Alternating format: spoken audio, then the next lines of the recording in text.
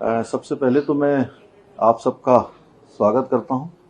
आप सभी को नमस्कार। और पिछले दिनों देश में विभाजनकारी राजनीति करने वाले लोग सुर्खियां बटोरने के लिए आदरणीय गृह मंत्री अमित शाह जी के संसद में दिए गए बयान के एक छोटे से हिस्से को तोड़ मरोड़ कर पेश कर रहे हैं। और लगातार ये घृणित कार्य कांग्रेस पार्टी कर रही है और उन अंबेडकर जी के नाम पर कर रही है जिसने हमेशा डॉक्टर अंबेडकर जी का अपमान करने का काम किया। हमारे देश को संविधान देने वाले बाबा साहब का जीवन हमेशा समानता पर आधारित भारत के निर्माण को समर्पित था, लेकिन उनके जीवन काल में और उसके बाद भी कांग्रेस ने कभी उनका सम्मान नहीं किया। जब बाबा साहब को संविधान सभा का सदस्य बनाया गया था तो नेहरू जी की सह पर कांग्रेस के कई नेताओं ने उनका जमकर विरोध किया। और यही नहीं, जब बाबा साहब अंबेडकर चुनाव के मैदान में खड़े हुए तो 1952 का लोकसभा का चुनाव हो या 1954 के लोकसभा का उपचुनाव में बाबा साहब को हराने के लिए बहुत षड्यंत्र उन्होंने रचे।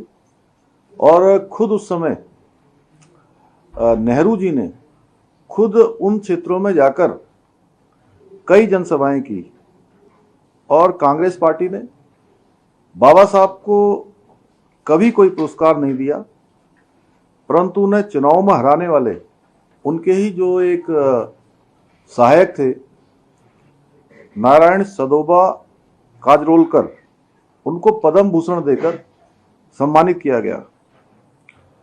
जब बाबा साहब ने नेहरू जी और उनके समर्थकों के द्वारा जो लगातार उनके षड्यंत्रों से तंग आकर कानून मंत्री के पद से इस्तीफा दिया और उनके इस्तीफे के बाद उनको संसद में बोलने तक का मौका नहीं दिया, क्योंकि अपने इस्तीफे में बाबा साहब ने लिखा था कि नेहरू जी ने लगातार उनकी उपेक्षा की और यहां तक कि उन्हें संसद की कमेटियों में भी जगह नहीं दी।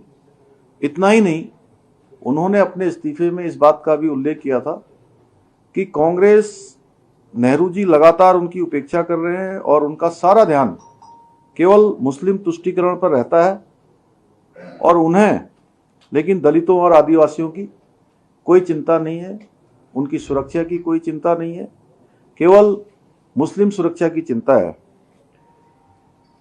कांग्रेस ने बाबा साहब के त्यागपत्र को जनता के बीच में भी नहीं आने दिया, क्योंकि इससे पंडित नेहरू जो उनकी सच्चाई थी वो उजागर हो जाती। क्योंकि पंडित नेहरू ये नहीं चाहते थे कि कोई भी उनसे ज्यादा योग्य व्यक्ति संसद में बोले, जनता के सामने आए।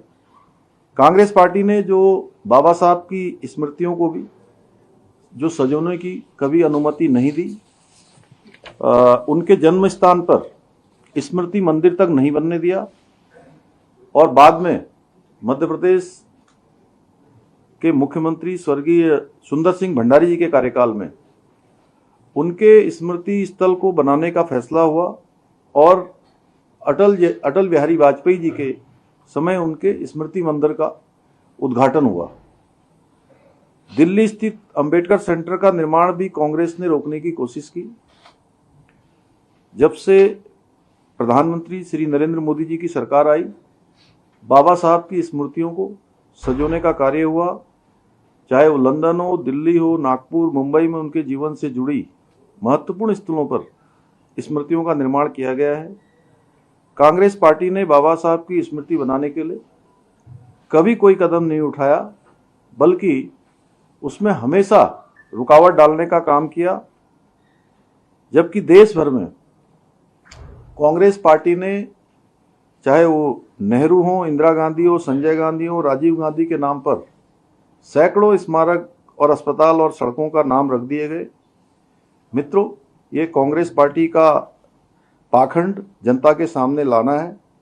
सच्चाई को उजागर कराना हमारा प्रथम कर्तव्य है और हम यह भी कहना चाहते हैं कि जिस प्रकार सरदार पटेल के बाद देश को एक ऐसे मजबूत गृह मंत्री मिले हैं, उनके और आदरणीय प्रधानमंत्री मोदी जी के नेतृत्व में आज देश के अंदर अनेक बड़े बड़े डिसीजन हो रहे हैं।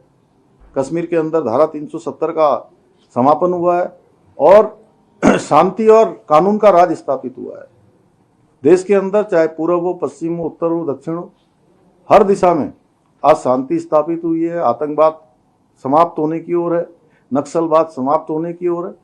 कांग्रेस आज देश के अंदर जो शांति और सुशासन स्थापित हुआ है उसको सहन नहीं कर पा रही है।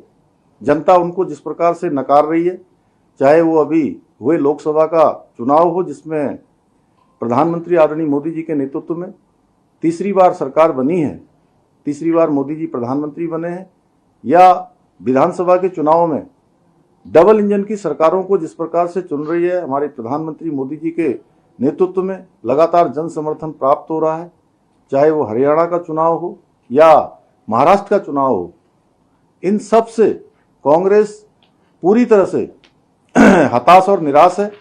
और अब इस प्रकार के मुद्दे जिनमें कोई दम नहीं है, एक छोटे से अंश को लोगों के बीच में भ्रम डालने का काम कर रही है। पहले भी लोकसभा के चुनाव से पहले भी इन्होंने इसी प्रकार की भ्रम और झूठ की राजनीति की है। इनको जनता ने सबक सिखाया है, अब भी जनता इनको सबक सिखाएगी। जुलाई माह से देश के अंदर नए कानून लागू हुए हैं और इन कानूनों को लागू करने में उत्तराखंड राज्य तेजी से काम कर रहा है। आज आदरणीय गृह मंत्री अमित शाह जी की अध्यक्षता में आज इन सब की समीक्षा हुई है और